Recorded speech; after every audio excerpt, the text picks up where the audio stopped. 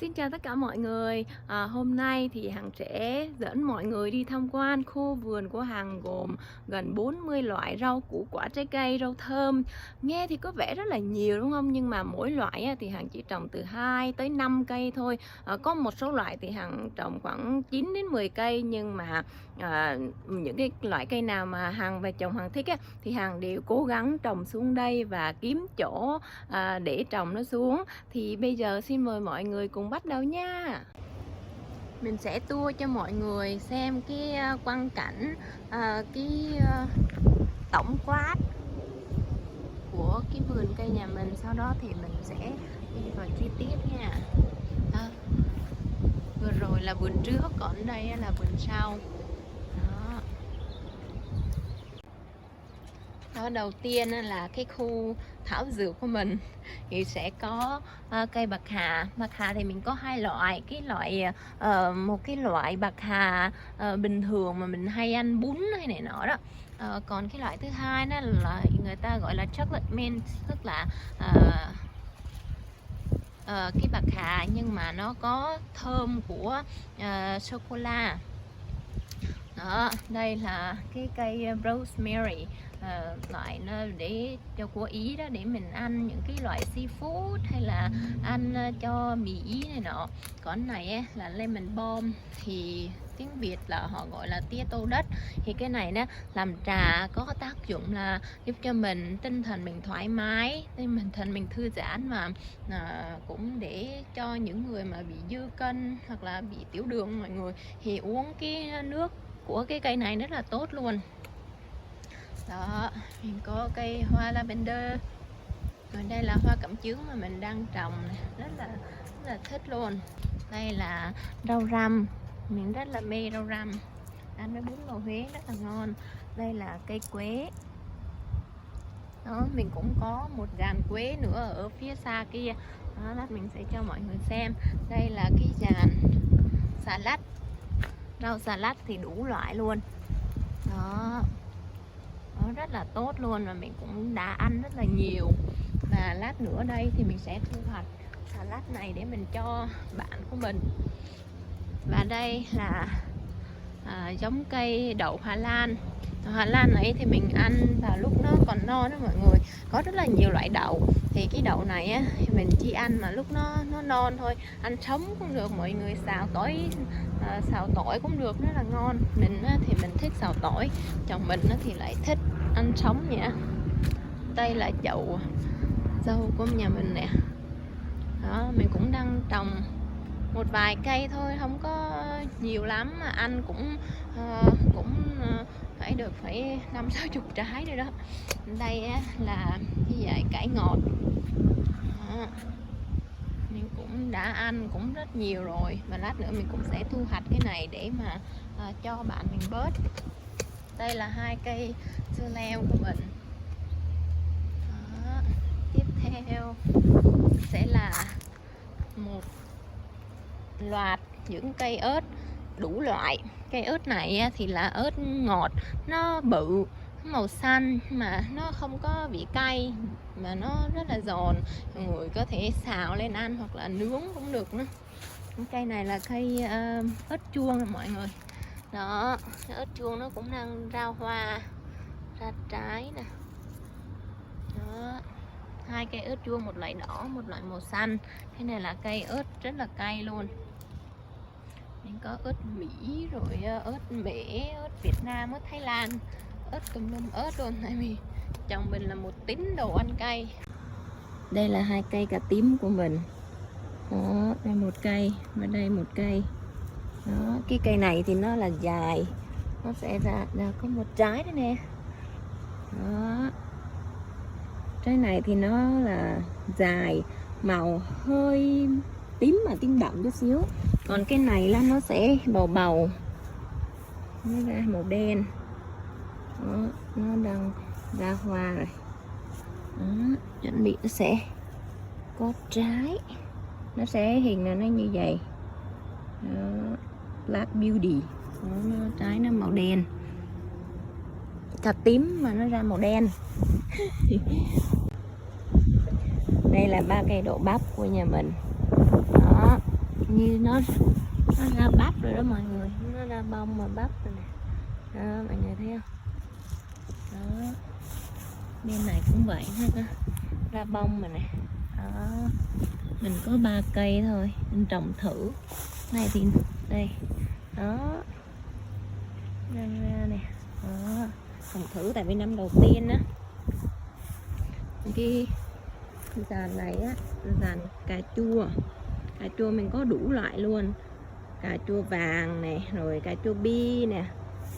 Đó, và đủ tất cả các hình thù luôn, tròn có, này nó dài dài cũng có nha.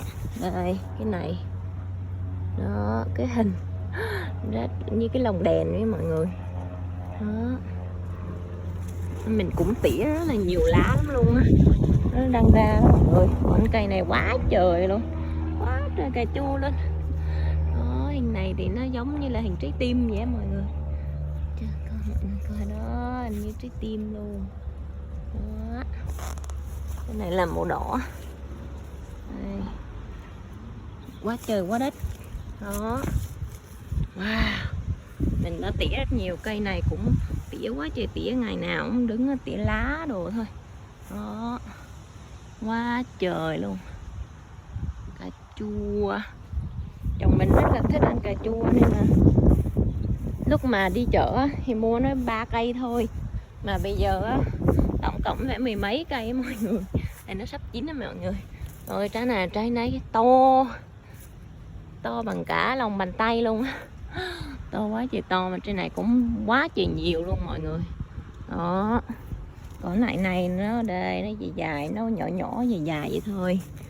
Đây, đó, cái hình này nó sẽ dài như vậy.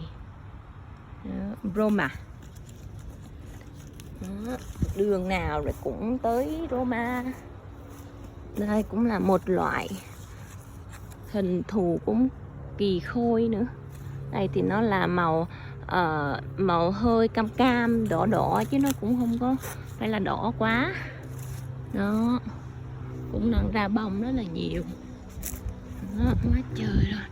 Còn đây là 2 cây cà chua bi. Cà chua bi này nó là màu tím mọi người, rất là lạ luôn. Cái này mình cũng chưa ăn bao giờ. Cái cây này lúc mà mua về ở chợ là còn một cây duy nhất, mà nó cũng cảm như là nó sắp chết rồi đó mọi người. Nó nhỏ mà nó tông teo, mà nó sắp chết rồi, không ai mua mọi người. Đó, mình với chồng nói là thôi mua về đi để em dưỡng cho, cái là giờ nó lên quá trời đó mọi người thấy không. Wow, đã quá. Đây cũng là cà chua bi nè. Đó, nhỏ nhỏ vậy, nhìn cây bé bé vậy thôi chứ mà hả, quá trời trái luôn. Đó, quá trời trái luôn. Còn đây là cà chua của Mỹ mọi người, của Mexico á. Nó sẽ ra là màu hơi xanh mà tím, thường á người ta sẽ làm sốt trong cái taco của Mexico. Đó, một cây. Dàn này là dàn bắp của mình. Đó, bắp trắng rất là ngọt. Đây. Còn đây là cây dưa leo rất là dài, của cái này hình như unagi sao, của Nhật Bản này mọi người. Đó, cái trái nó sẽ dài như vậy đây. Đó, mình đã tỉa ở dưới rồi, bây giờ ở khúc trên nó thì mình sẽ giữ lại, có tỉa nó sẽ ra trái. Đó, mới nó bé bé gì dài. Để coi đây có hình không? Không có hình. Đó, đây là có 2 loại mình cũng mới gieo hạt thôi. Đây sẽ là radish, thì như là củ cải nè mọi người, củ cải. Đó, củ cải đỏ hay sao á. Còn cái này á, là củ dền. Đó, mình đã thưa bớt lại rồi, lúc mà trồng thì nó cũng lên cũng khá là dày. Này cỏ. Còn đây là củ cải. Củ cải này thì là củ cải đỏ, nó tròn tròn, màu ở trên thì đỏ, còn ở dưới thì nó trắng. Đây là rau muống của mình. Đó, rau muống mình cũng mua về ở chợ, xong mình cắt gốc á, mình găm xuống.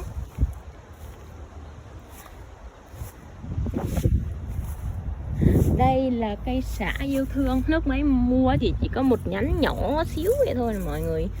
3-4 đồng nhưng mình cũng không có nhớ rõ nữa, không biết đây có còn giá hay không, không có nhớ rõ. Mua về có một nhánh vậy thôi, xong mình trồng bây giờ nó cũng lên sum xuê.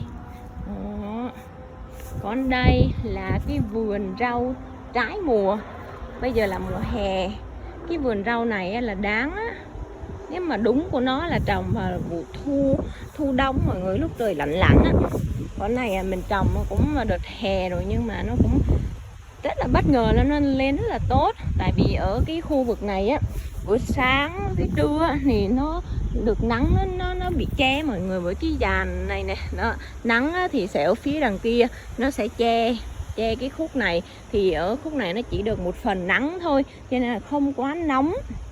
Nên là mình chọn để mà trồng những cái cây này ở đây. Đây là người ta gọi là bắp cải, mà bông cải xanh, rồi bên này là bông cải trắng. Đó, nó cũng đang lên rất là tươi tốt luôn, quá trời tươi tốt luôn mọi người. Đó, mình cũng rất là bất ngờ. Còn đây á, là bắp cải này mọi người. Đó, bắp cải bây giờ nó đang làm bắp nè.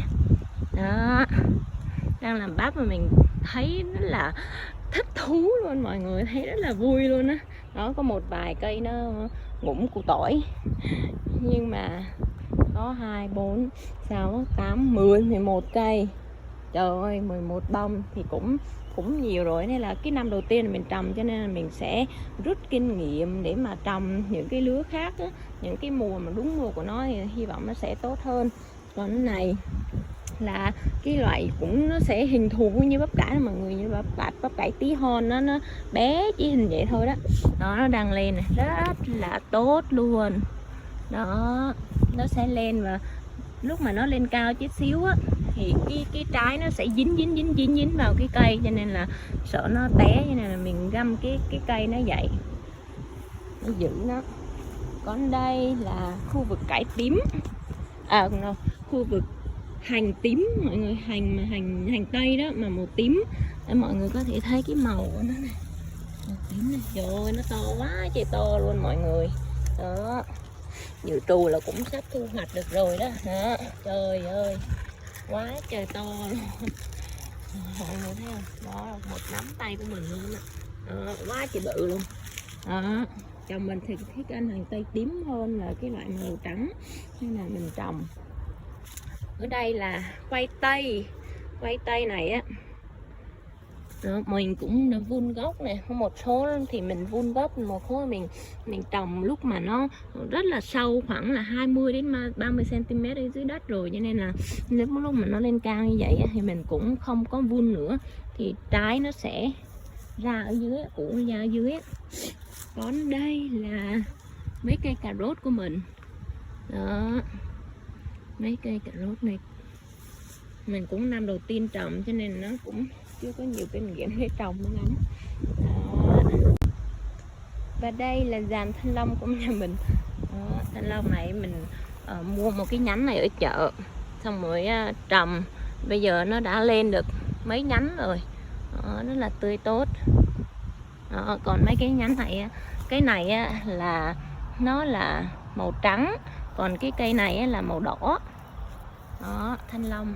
Còn cái cột này mình lên mạng xong á, mình search cái dàn cho thanh long đó, nên mình đưa cho chồng mình, chồng mình đã làm một cây cột thanh long, nó đang ở đây, và mọi người xem cái cột nó làm sao nha. Đó, chân dài miên man, bao la bát ngát. Đó, nó sẽ tỏa ra như vậy. Thì mọi người mình để từ xa coi nó cao cỡ nào nha. Đó mọi người, chắc phải chục năm nữa nó mới leo được lên cái hình buông ở trên quá. Đó, trời ơi, nói cao mà bao la bát ngát luôn á. Đây là cái dàn dưa hấu, dưa gang, dưa lưới. Đó, đủ tất cả các loại dưa. Đây là dưa hấu này. Dưa hấu này có vỏ màu đen, nó đang lên. Mình cũng đã tỉa lá rất là nhiều ở dưới ngọn rồi. Đây là cỏ. Đó, dưa hấu đây. Còn đây là dưa gang, dưa lưới. Đó, đủ thứ. Mình trồng thành làm cái dàn như vậy để cho nó leo luôn. đó, làm chung nhau đó. Quá trời đã. Đây là 4 cây mướp hương mà Hằng đã rất là tốn công để mà có thể kiếm được cái hạt giống. Thì ở bên này Hằng cũng không có quá là nhiều bạn, cho nên là hạt giống thì đi lúc mà đi chợ thì cũng không có thấy. Tại vì thường những cái chỗ mà bán rau củ quả ở cái thành phố Hằng sống này thì chỉ là những cái cây thông dụng mà ở Mỹ hay trồng thôi. Thì cái mướp hương này Hằng phải kiếm hạt giống ở trên Amazon. Thì có rất là nhiều loại, nhưng mà bán thì cũng không biết là nó có lên giống hay không. Thì Hằng chỉ chọn cái loại nào mặc dù nó hơi mắc chút xíu, nhưng mà có nhiều cái lượng người mua, thì Hằng chọn lại cây này. Và rất là mừng là khi mà Hằng về Hằng ươm cái hạt thì Hằng ươm 4 hạt thì 4 hạt đều là lên hết, cho nên là cảm thấy rất là vui và đang rất là háo hức cái chờ nó lớn lên để rồi làm giàn. Còn cái khúc này ở đây là cái những cái cây mà cái cây hoa mà Hằng rất là thích, đó là cây cẩm chướng. Hằng rất là thích hoa cẩm chướng luôn. Thì cẩm chướng ở đây Hằng cũng mua hạt từ trên Amazon, thì họ bán một cái bịch như vậy là 5.000 hạt, với họ trộn lẫn những cái màu hoa với nhau nên bây giờ Hằng cũng không có thể biết là cái hoa này nó sẽ là màu gì. Nhưng mà Hằng chỉ biết sơ sơ là nó sẽ có thể là màu trắng này, màu hồng, hoặc là pha lẫn trắng và hồng đó. Đây là cây tía tô, một chùm tía tô luôn. Cái cây tía tô này thì Hằng mua cái cây ở chợ, và sau đó Hằng ngắt lá và chỉ chừa thân thôi, và Hằng ngâm vào cái cốc nước thì mấy ngày sau nó lên rễ, và Hằng đã trồng nó xuống cây rồi. Bây giờ nó rất là lớn luôn, cái thân nó rất là mập luôn đó. Hằng cũng đã hái và ăn được mấy đợt rồi. Thì Hằng xem ở trên mạng họ chỉ là khi mà lên được 3 cái cành 3 lá mọi người, thì mình sẽ ngắt cái đọt nó đi. Thì để một vài ngày nữa Hằng ăn cái gì thì Hằng sẽ vừa tận dụng hái để ăn, và chỉ hái mấy cái đọt và những cái lá lớn thôi, để cho nó có thể là sinh sôi nở thêm nhiều những cái nhánh khác nữa. Đây là 4 chậu xà lách mà Hằng vừa mới gieo hạt khoảng 5 ngày trước, với rất là nhiều loại rau khác nhau. Rau xà lách như là kale nè, rồi cái đây là cũng là xà lách, arugula, cái này red oak leaf lettuce, này là xà lách nè, cái này là sẽ là nó hơi màu đỏ đỏ chút xíu đó. Tụi Hằng thì ăn cũng một phần thôi, còn một phần nữa thì Hằng thường hay hái để cho bạn bè của Hằng, hàng xóm của Hằng, họ đều rất là thích cái vườn rau mà Hằng trồng. Đây là giàn khổ qua mướp đắng nè mọi người. Đó, đây cái giàn này là hình như là 10 hay là 12 cây gì đó. Thì cái giàn này là có bên này là có cái gọi là cái cổng để mà phân cách với nhà hàng xóm đó. Thì tụi Hằng cũng tận dụng sử dụng cái cổng này để mà cho nó leo lên luôn. Và tụi Hằng mua thêm cái dàn này nữa để mà lắp thêm cho nó cao hơn chút xíu đi. Hằng quay xa xa cho mọi người xem đó, sẽ cao như vậy. Thì lúc mà cái dàn mướp đắng này mà nó leo lên thì nó cũng có chỗ đó. Bây giờ nó đang ra hoa kết trái rồi. Ở dưới gốc thì Hằng đã tỉa đó. Hằng xem trên mạng thấy mọi người cắt cái gốc của mọi người để cho nó tập trung nó nuôi thân và nuôi những cái nhánh lớn, mà những cái nhánh nhỏ thì Hằng cũng đã cắt đi rồi.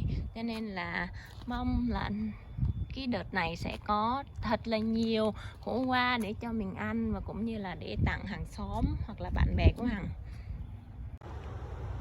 Phía bên này là dàn cây atiso. Chồng mình rất là mê atiso. Chồng mình thì chỉ khoái là luộc lên rồi ăn vậy thôi. Còn mình thì mình thích uống nước atiso, nó rất là mát, bỏ thêm một chút xíu đường trắng, đường đá nữa thì nó sẽ uống rất là mát luôn. Đây là cái dàn rau quế mình mới trồng xuống, rồi mình xin cái gốc thì mình bỏ vô nước cho nó ra rễ, thì mới 1 ngày 2 ngày trước thì nó ra rễ rất là nhiều, nên là mình đã trồng ra chậu như vậy.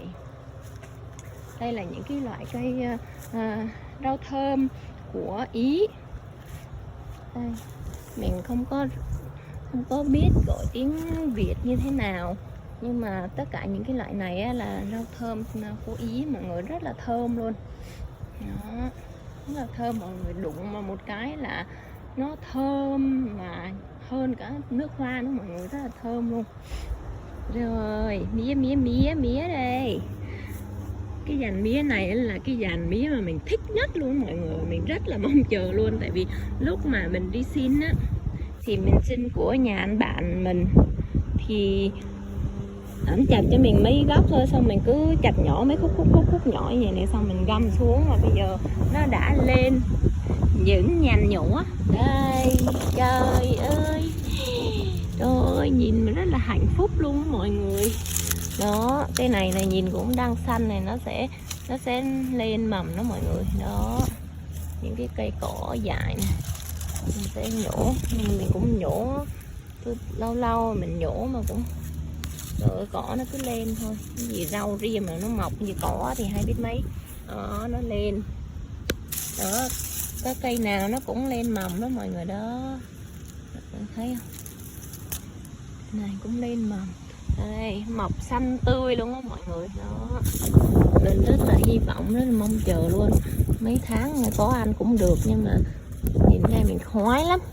Cái nước mía ở đây á, 1 ly thôi mọi người là 150.000. Trời đất ơi, là có đá nha mọi người, nếu mà không có đá là phải 200.000 1 ly. Trời, tao nói đắt mà cắt cổ luôn đó mọi người. Đó, cho nên là mình phải quyết tâm trồng cho được cây mía để ăn. Đó, quá trời quá đất. Đó, đã chưa? Còn đây là cây đậu phộng, cây lạc. Trời ơi, tao nói mê. Mua đậu phộng ở chợ, có bỏ về xong bóc ra, xong mình ươm lên trồng. Xong á, chồng mình gặp ai cũng kể mình trồng đậu phộng hết mọi người, ai cũng ngạc nhiên. Thì chưa ai trồng đậu phộng bên này bây giờ hết. Đó, cũng cỏ quá trời đó, nhìn tươi tốt rồi, quá trời. Đó, trời đất ơi, cái gì đây? Đây là cây bí đỏ đó mọi người. Mình là một fan to đùng của bí đỏ, cho nên mình trồng khoảng 9 cây. Bây giờ nó bắt đầu ra hoa và ra trái, mình cũng đã đó kết hoa kết trái rồi mọi người ơi, quá trời quá đất luôn. Đây nữa, đây nữa, trời ơi, cái nôi quá trời. Đây những sáng là mình thấy ở đâu đây nè, đây, trời ơi, mút lúa từ xa. Ôi đây, trời ơi, đã quá mọi người ơi, bao la bát ngát. Nó đây là một cái khu vực, cái vườn kế cái vườn hồi nãy đó, cái vườn đó thì cái cửa ở đây, đậu phộng đây, thì ở đây mình dành cả một khu đất lớn để cho những cái cây này nó có chỗ nó sinh sôi nảy nở. Mình cũng đã cắt rất là nhiều, tỉa rất là nhiều lá và nhánh nhỏ rồi, nhưng mà tỉa cái ngày hôm sau á, tỉnh dậy á, trời ơi, nó sinh sôi nảy nở quá trời. Đó, trời ơi, thấy mê luôn mọi người, đắm chìm. Đó, cái loài này sẽ là loại tròn, còn cái bí đỏ ở đây á thì nó nhỏ hơn, cái loại như trái bầu mà cái bầu với cái bầu rượu mọi người. Đó, ở đây thì mình đang làm giàn cho nó leo lên nè. Đó, mình đã huấn luyện cho tụi nó leo lên cái cây giàn này. Đó, còn đây là bí ngòi màu vàng, quá chị cái luôn mọi người. Có mấy cái thúi mình mới bẻ ngắt ra. Đó, trời ơi, quá trời bí. Cái này thu hoạch được rồi. Đây, lấp lúa xa xa. Đó, xoay một phát, xoay tròn. Đó, có trái bí. Có nào về xào ăn. Đã không mọi người? Quá trời đã. Trời ơi, ta nói mê lắm luôn, mê mọi người, đó là mê mùa hè. Vì vừa có thời gian trồng được rau nhiều á, không có phải đi chợ mua rau nhiều quá. Đó. Rau là tự túc luôn, xà lách rồi rau bí, rồi cải ngọt, rồi bí đỏ, rồi trái cây tự túc, nên là rất là ít khi mà mình đi chợ mua rau luôn á. Chồng mình đã cắt cỏ đó. Chắc lát nữa mình kêu anh chỉ cho mình, hôm sau mình ở nhà nên mình rảnh mình sẽ tự làm luôn.